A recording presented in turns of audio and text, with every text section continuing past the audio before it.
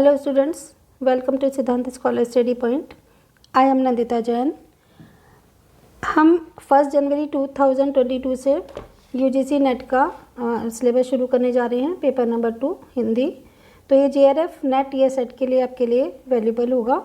तो इसमें हमारी कोशिश रहेगी कि आपको फुल सिलेबस कराया जाए, जिसमें कि हैंड रिटन नोट से मैं पढ़ाऊँगी आपको, क्योंकि अगर हम सिर्फ एक बुक करते हैं ना तो उससे सफिशेंट हम फुल मार्क्स या बहुत अच्छे मार्क्स लेने के लिए कैपेबल नहीं हो पाते, क्योंकि एक बुक सफिशेंट नहीं है। कुछ एक बुक में अच्छा होता है तो कुछ दूसरी बुक में अच्छा होता है। तो जो मैं अपने नोट्स बना रही हूँ वो 3 या 4 बुक से मिलाकर बना रही हूँ। जिस बुक में जिस चैप्टर में मुझे जो अच्छा कंटेंट मिलता है मैं उसे अपने नोट कर लेती हूँ। इस सीरीज़ में हम आपको नोट से पढ़ाएंगे और साथ में जो लास्ट ईयर के एग्ज़ाम्स हैं, प्रीवियस ईयर क्वेश्चन पेपर्स, उनको भी करेंगे, क्योंकि सिर्फ सिलेबस पढ़ना ज़रूरी नहीं है। तो इसमें जो हमारे प्रीवियस ईयर के क्वेश्चंस हैं, आप देखोगे कि सिलेबस पढ़ने के बाद जो प्रीवियस ईयर के क्वेश्चंस करेंगे वो बहुत सारे ऐसे क्वेश्चंस होंगे जो हमारी बुक्स में नहीं हैं, तो वो करेंगे और साथ में मॉक टेस्ट भी करेंगे। तो बहुत प्रैक्टिस की नीड है, बहुत अच्छे मार्क्स आप लोग ले पाओगे। आई होप कि अगर जिस हिसाब से मैं आपको पढ़ा रही हूँ आप उसको फॉलो करते चलिएगा, क्योंकि मैंने खुद यूजीसी नेट के पेपर दिए हैं। पेपर बहुत ज़्यादा टफ नहीं आता, लेकिन बहुत कुछ कहीं ना कहीं से अलग अलग बुक्स से आता है। कुछ ऐसा होता है कि जो आपने नहीं पढ़ रखा वो भी आता है, लेकिन उसकी भी मैं आपको ट्रिक बताऊंगी कि कैसे 4 ऑप्शंस में से हम उसको कर पाएंगे। तो हमें अपने सिलेबस को लाइटली नहीं लेना है और हमें कोई टेंशन के साथ ही नहीं पढ़ना। बहुत आराम से, बहुत इजी वे में हम अपने पूरे सिलेबस को कवर करेंगे। तो ये आज हमारी इंट्रोडक्शन वीडियो है। इस वीडियो में हम सिर्फ आज सिलेबस देखेंगे कि हमें कितने चैप्टर्स पढ़ने हैं। तो ये टोटल 10 इकाई हैं और ये 10 की 10 इकाई हमारे लिए बहुत इम्पॉर्टेंट है।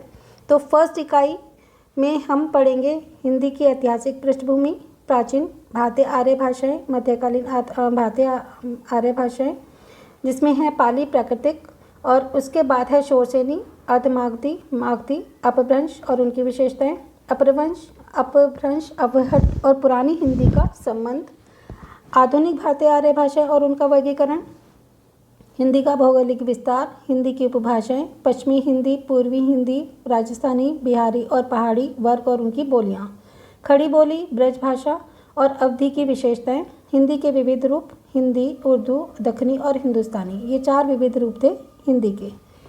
और है इसमें हिंदी का भाषिक स्वरूप, हिंदी की स्वनिम व्यवस्था, खंडे और खंडेतर ध्वनियाँ किसे कहते हैं, हिंदी ध्वनियों में वर्गीकरण का क्या आधार है, हिंदी शब्द रचना कैसी हुई है, ये शब्द रचनाएं होती हैं उपसर्ग, प्रत्यय, समास, हिंदी के रूप रचना, लिंग, वचन और कारक व्यवस्था के संदर्भ में संज्ञा, असंज्ञा, सर्वनाम, विशेषण और क्रिया रूप, हिंदी की वाक्य रचना, हिंदी भाषा, उसके प्रयोग के विविध रूप जो कि हैं बोली, मानक भाषा, राजभाषा, राष्ट्रभाषा, संपर्क भाषा इत्यादि।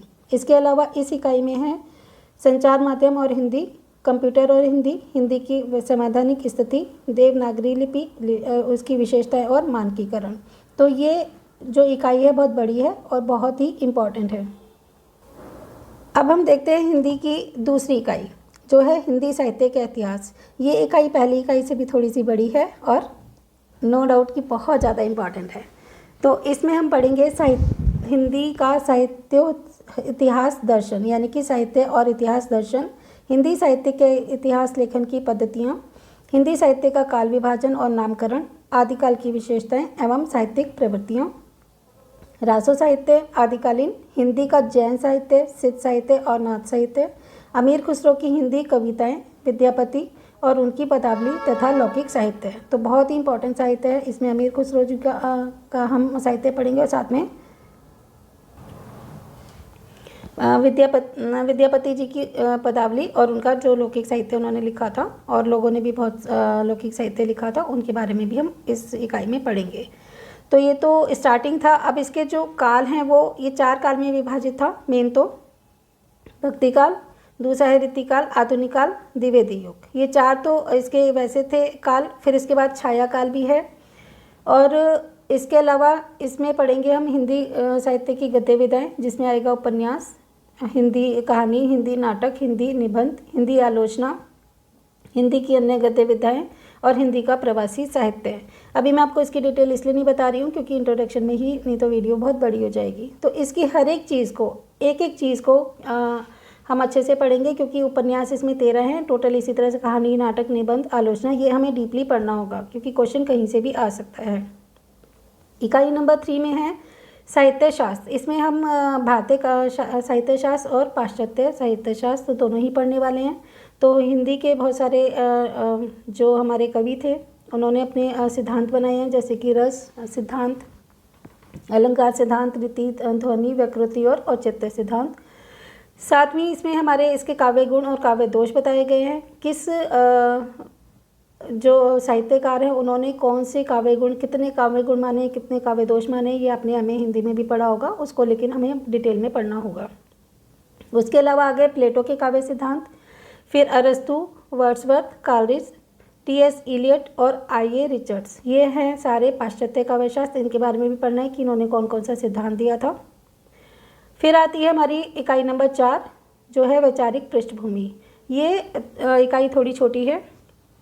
इसमें हम पढ़ेंगे कि खड़ी बोली आंदोलन कब स्टार्ट हुआ था, कब खड़ी बोली में कविताएं भी लिखने गई थी और गद्य भी लिखा गया था, और इसकी स्थापना कहाँ पे से खड़ी बोली का ज़्यादा विकास हुआ, किस पत्रिका के माध्यम से खड़ी बोली का विकास हुआ। और फोर्ट विलियम कॉलेज में भारतेंदु और हिंदी जागरण, महावीर प्रसाद द्विवेदी का और उनका हिंदी जागरण, नवजागरण हो गया, गांधीवादी दर्शन, अंबेडकर दर्शन, लोहिया दर्शन, मार्क्सवाद, मनोविश्लेषणवाद, अस्तित्ववाद, उत्तर आधुनिकतावाद, अस्मिता अमूलक विचार, जिसमें कि दलित साहित्य भी आता है, स्त्री और आदिवासी एवं अल्पसंख्यक सारे साहित्य को शामिल किया गया है। तो इकाई नंबर 5 में है हमारी सारी हिंदी कविताएं। इसमें बहुत सारी कविताएं हैं,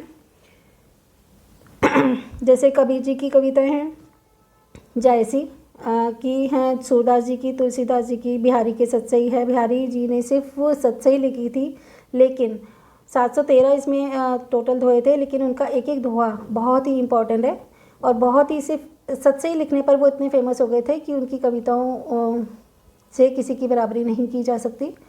फिर है घनानंद की कविताएं, मीरा, अयोध्या सिंह उपाध्याय अरियोध की कविताएं, मैथिली शरण गुप्त, जयशंकर प्रसाद, निराला जी की कविताएं, सुमित्रा नंदन पंत, महादेवी वर्मा, रामधारी सिंह दिनकर, नागार्जुन की सारी कविताएं हैं। उनका काफ़ी सारी कविताएं इसमें पढ़ेंगे। सच्चिदानंद, हीरानंद, बादसेन, अज्ञे जी की कविताएं पढ़ेंगे, भवानी प्रसाद मिश्र, मुक्तिबोध और धूमिल। ये बहुत इम्पोर्टेंट जो हैं इनकी कविताएं हैं और इसमें से बहुत सारे क्वेश्चंस आते हैं। ये भी पूछा जाता है कि ये पंक्तियाँ किस कविता की हैं और इसके रचनाकार कौन से हैं। तो बहुत डीपली हमें, बहुत डेप्थ तक इसकी स्टडी करनी पड़ेगी। फिर आता है हिंदी के उपन्यास। तो उपन्यास में हमारे पंडित गौरीदत्त जी का देवरानी जेठानी की कहानी ये उपन्यास है। इसी तरह लाला श्रीनिवास दास जी का है, प्रेमचंद जी के सारे उपन्यास, अज्ञे जी के, हजारी प्रसाद द्विवेदी, फर्नीचर नाथ रेणु, यशपाल, अमृतलाल नागर जी के उपन्यास हैं, भीष्म साहनी, श्री लाल शुक्ल, कृष्णा सोपती, मन्नू भंडारी और जगदीश चंद जी के। इनके उपन्यास तो बहुत सारे हैं, लेकिन जो यहाँ पे नाम दिए हैं, जैसे प्रेमचंद जी का गोदान हो गया, भीष्म साहनी जी का तमस पढ़ना है हमें, मन्नू भंडारी का आपका बंटी, जगदीश चंद जी का धरती धरना अपना, ये हमारे जो 13 उपन्यास है ये बहुत इंपॉर्टेंट है। इनमें से ज़्यादा क्वेश्चन आते हैं। फिर है हिंदी कहानी। हिंदी कहानी में भी बहुत सारी कहानियाँ हैं, तो ये भी आएगा कि किसने लिखी, किस प्रकाशन वर्ष में ये लिखी गई है, तो उनको असेंडिंग ऑर्डर में लगाना है। इसी तरह जिन साहित्यकारों ने ये लिखा है उनके भी प्रकाशन वर्ष को आता है, तो क्वेश्चन कहीं से भी पूछा जा सकता है। तो इसमें रटने वाला काम बहुत ज़्यादा है कि कब किस सन में कौन सी कहानी लिखी गई, किसकी कहानी है, और उनको क्रम से लगाइए, इस तरह के क्वेश्चन आते हैं। तो इसमें सारी कहानियाँ राजेंद्र बाला घोष, जिनको बंगमल्या भी कहा जाता था, उनकी 2 कहानियाँ हैं। माधवराज स्प्रे की एक कहानी है, एक टोकरी भर मिट्टी। सुविधा कुमारी चौहान, जिन्होंने रानी लक्ष्मीबाई कविता लिखी है, बहुत फेमस कविता है उनकी, तो इसमें उनकी कविता आ रही है राही। प्रेमचंद, राजा